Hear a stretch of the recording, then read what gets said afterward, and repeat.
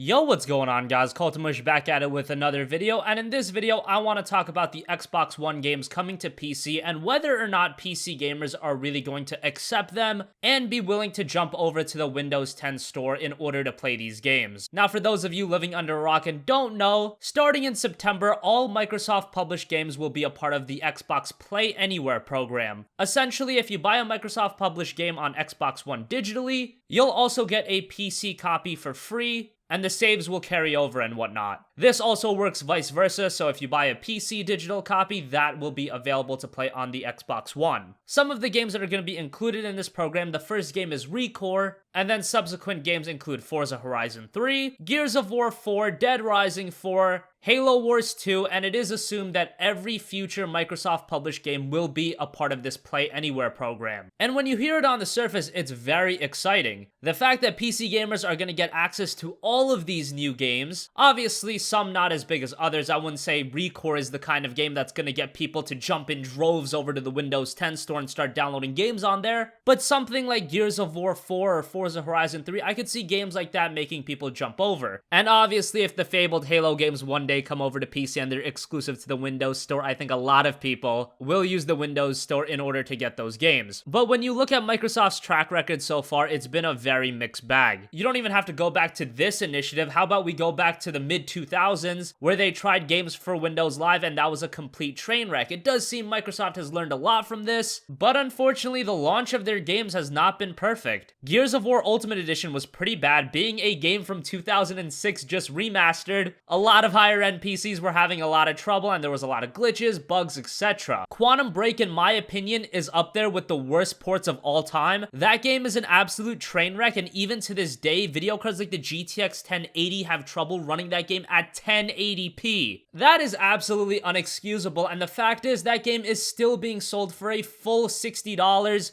and it's still a broken pile of shit. Now, we did get Forza Apex, which that was a pretty good port, but a 1 out of 3 success rate is pretty bad. And the issue with all of this is that Microsoft has made such a bad first impression, especially because they tried to screw over PC gamers before, and PC gamers didn't have any of that back then, and now you're trying to get back into the PC gaming scene, and the last thing you want to give them is a bad first impression, but that's exactly what happened. We don't have official sales numbers as far as how well these games have sold on PC. Forza was a free-to-play, so that's excluded entirely. Gears of War Ultimate Edition probably sold pretty poorly because I remember picking that game up on day one and the online was dead, and the online now is still dead. And Quantum Break, after everyone realized how bad of a port it was, I'm sure that game didn't sell well either, so it just seems like a gigantic flop up until this point for Microsoft and PC gaming. Now, on the positive side, it did seem like those few games were just their initial wave of games, and they're really starting to take it seriously come September. They're doing this Xbox Play Anywhere program, and now it seems like the wheels are finally in motion. Now, I don't know how attractive Play Anywhere is to PC gamers. I don't think you guys care that you can buy a game on PC and then play it on Xbox One. There are not a lot of people that have a high-end gaming PC and an Xbox One. I just don't see that at all. I'm sure there's a few of you black sheep out there, but it's very few and far between. So the fact that it's Play Anywhere,